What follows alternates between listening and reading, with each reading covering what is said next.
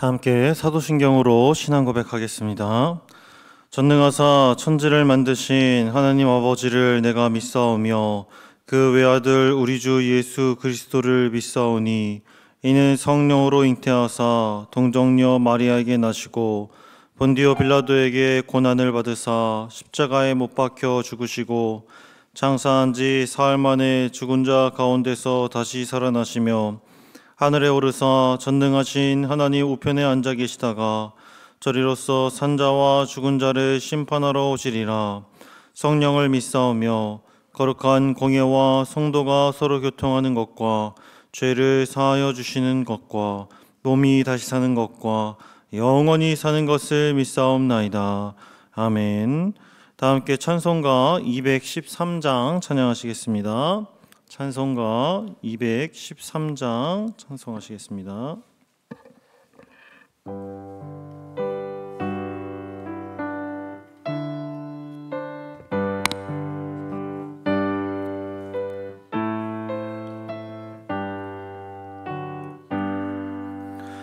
나의 생명 드리니 주여 받아 주셔서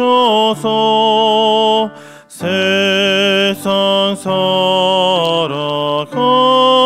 동안 찬송하게 하소서. 선과 발을 드리니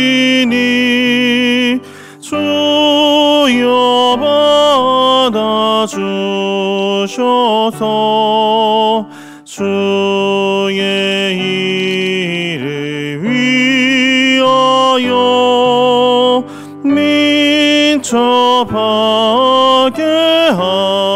하소서. 나의 음성 들리니 주여 받아 주셔서 주의 진리 말씀만 전파하게 하소서. 나의 보화들이니 주여 받아 주셔서 하늘 나라 위하여 주 뜻대로 쓰소서. 나의 시간 드리니 주여 받아 주셔서 평생토록 주 위에 봉사하게 하소서.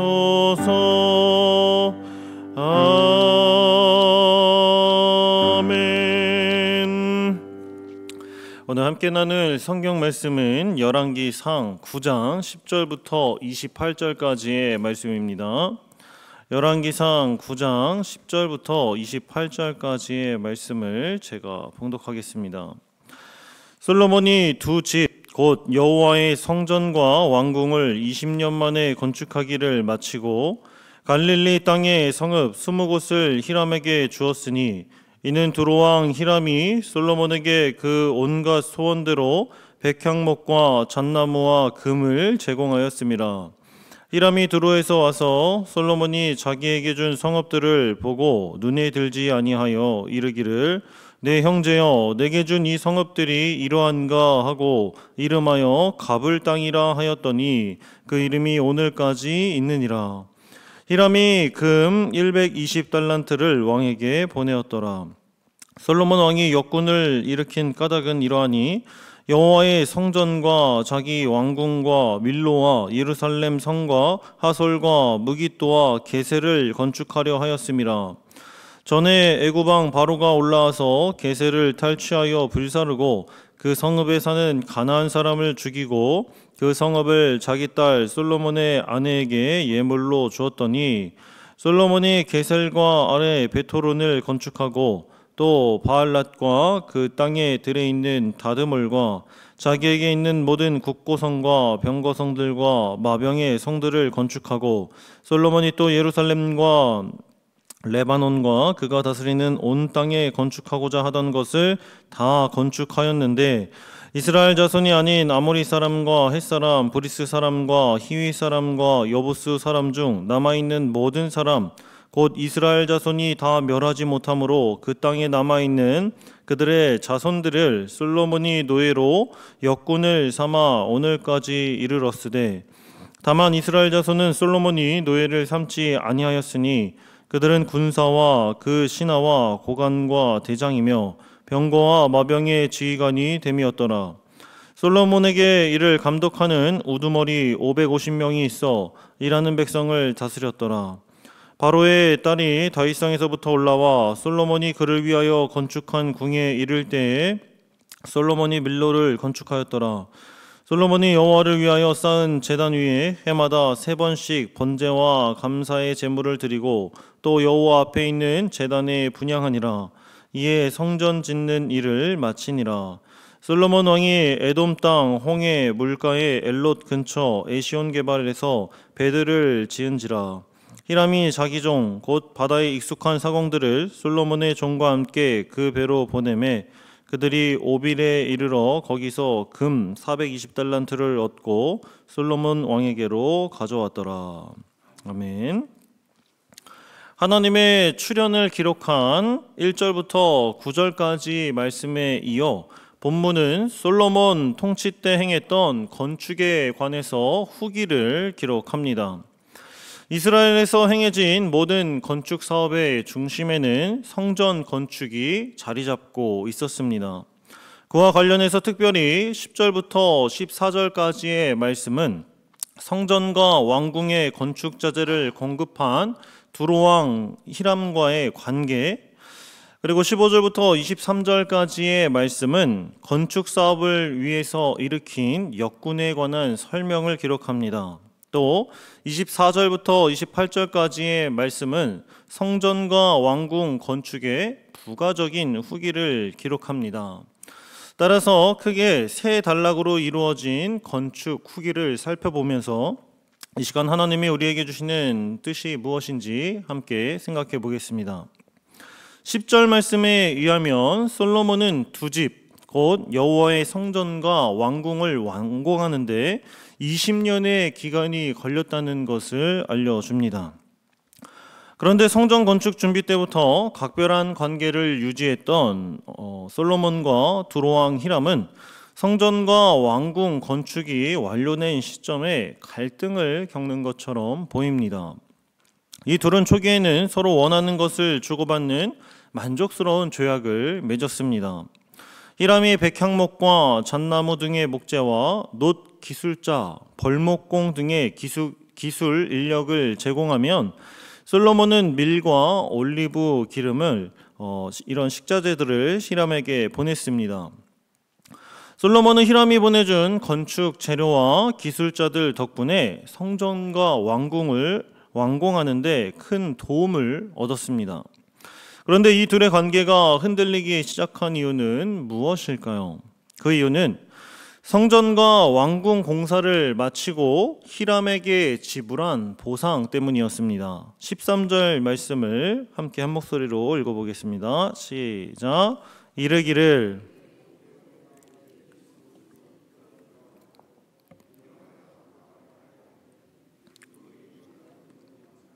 아멘.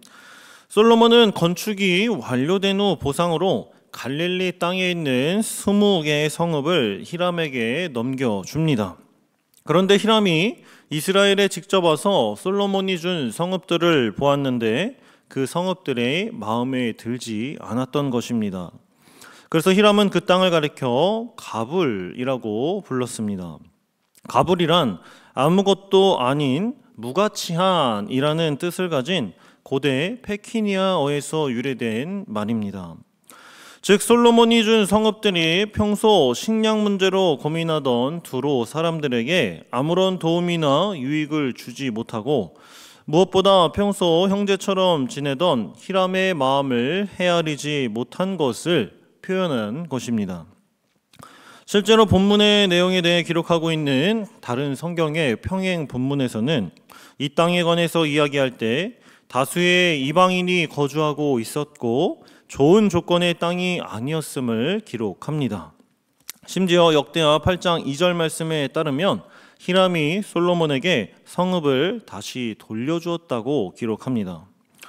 문제는 히람의 불만은 곧 솔로몬이 히람에게 준 20개의 성읍은 솔로몬 스스로가 생각하기에 쓸모없는 땅으로 여겼음에 히람에게 넘겨준 것으로 보인다는 것입니다. 즉 그 땅을 하나님이 허락하신 약속의 땅으로서 소중하게 여긴 것이 아니라 인간적인 생각과 판단, 가치 없다고 생각한 것입니다. 또한 그 땅이 가치가 없다고 판단하기 이전에 이방 나라 왕에게 하나님이 허락하신 약속의 땅을 아무렇지 않게 넘겨주는 모습은 더욱 이해할 수 없는 행동처럼 여겨집니다. 이러한 솔로몬의 부정적인 모습은 15절부터 23절까지 기록된 건설 역군을 소집하고 운용하는 내용에서도 확인합니다. 21절 말씀을 함께 보겠습니다. 곧 이스라엘 자손이 다 멸하지 못함으로 그 땅에 남아있는 그들의 자손들을 솔로몬이 노예로 역군을 삼아 오늘까지 이르렀으되. 본문은 15절 이하에서 계속 언급해온 이스라엘의 다양한 건축 사업을 최일선에서 수행한 사람들이 누구인지를 밝힙니다. 그들은 바로 20절과 21절 말씀에서 소개한 솔로몬이 노예로 삼았던 가나안 거민들이었습니다. 가나안 거민들, 즉 토착민들이 잔존해 있는 이유는 이스라엘 자손이 다 멸하지 못하였으므로 라는 말이 대변해 줍니다. 솔로몬은 노예 역군이라는 새로운 명칭을 만들었고 그들에게 성전과 왕궁 이외의 성읍을 요새화하는 일에 종신토록 일하게 했습니다. 그리고 오늘까지 이르렀으되 라는 표현을 통해 볼 때 이 제도는 상당히 오랫동안 지속되었음을 알 수 있습니다. 정리하면 두 번째 단락은 솔로몬이 건축 사업에 동원한 노예 역군들이 하나님에 대한 이스라엘의 불순종과 무능력의 산물임을 강조하고 있는 것입니다. 모두 아시다시피 과거 사울은 아말렉과의 전투에서 자신의 욕심을 채우고 명예를 드러내고자 이방 민족을 멸절하라는 하나님의 명령을 고의로 어겼습니다. 이러한 사울의 행동은 하나님의 살아계심을 부인하고 하나님의 명령보다 물질 자체를 더 귀하게 여기는 중대한 범죄로 간주되었습니다. 따라서 이스라엘 백성들이 가나안 족속들을 멸절하지 못한 결과로 솔로몬이 그들을 노예로 삼아 역군으로 동원한 것은 긍정적인 요소라기보다는 부정적 요소로 작용합니다. 마지막으로 24절부터 28절까지의 말씀은 성전과 왕궁 건축의 부가적인 후기를 기록합니다. 24절 말씀을 보겠습니다. 바로의 딸이 다윗성에서부터 올라와 솔로몬이 그를 위하여 건축한 궁에 이를 때에 솔로몬이 밀로를 건축하였더라. 이 말씀은 솔로몬이 자신과 결혼한 바로의 딸을 위해 건축한 궁에 밀로를 건축한 사실을 알려줍니다. 여기서 밀로란 채우다라는 뜻에서 파생된 말로 예루살렘 성읍에서 가장 취약한 부분인 북방 지역의 방어를 위해서 흙과 돌을 채워 세워놓은 성체를 가리킵니다. 원래 이곳은 여부스인들의 성체였으나 다윗이 이를 정복했고 다윗은 이곳 밀로에서부터 성을 쌓아 수도 예루살렘 예루살렘까지 성벽을 건축했습니다. 그리고 솔로몬은 이곳에 밀로를 증축하고 보완한 것입니다. 그런데 본문이 밀로와 밀로의 건축과 바로의 딸을 연관시키고 있는 의도는 무엇일까요? 밀로는 솔로몬 왕국의 안전을 담보하는 상징이며 바로의 딸은 정략 결혼의 산물로서 애굽에 의존하고 있는 솔로몬 왕국의 불안정한 미래를 상징하는 것입니다. 즉 솔로몬이 노예 역군을 일으켜 이스라엘 전역에 퍼져 있는 전략적 요충지를 요새화하고 튼튼하게 성벽을 보수한 것을 보여줍니다. 따라서 솔로몬이 비록 요새나 밀로와 같은 건축물로 왕국의 안전을 도모하려고 했지만 하나님만을 의지하지 않고 애굽과 같은 강대국에 의존하는 비신앙적인 태도를 엿볼 수 있고 솔로몬의 왕국은 여전히 불안정할 수밖에 없었다는 사실을 암묵적으로 전달하는 것입니다. 지금까지 세 단락에 기록된 세 가지 사건을 간략하게 살펴보면서 본문이 우리에게 전달하고자 하는 뜻이 무엇인지 확인할 수 있습니다. 그것은 하나님의 영광과 빛으로 가득하던 솔로몬의 삶에 점점 어두운 그림자가 비추고 있다는 것입니다. 하나님의 땅을 이방 왕인 히람에게 내어준 사건, 그리고 가치가 없어 보이는 땅을 히람에게 주어 마치 형제처럼 서로를 돕던 그들의 관계에 실망을 안겨준 모습, 요새와 성벽 건축에 집착하는 모습 등 지혜롭던 솔로몬의 모습은 보이질 않습니다. 그런데 한 가지 재미있는 사실을 바로 다음 절인 25절 말씀에 이어 기록하고 있습니다. 25절 말씀을 함께 한 목소리로 읽어보겠습니다. 시작. 솔로몬이 여호와를 위하여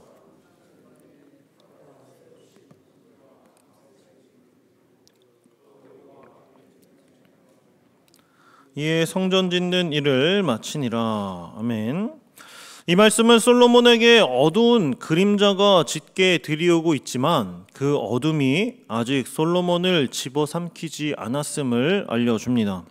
그 말은 솔로몬에게 돌아갈 기회가 있다는 뜻입니다.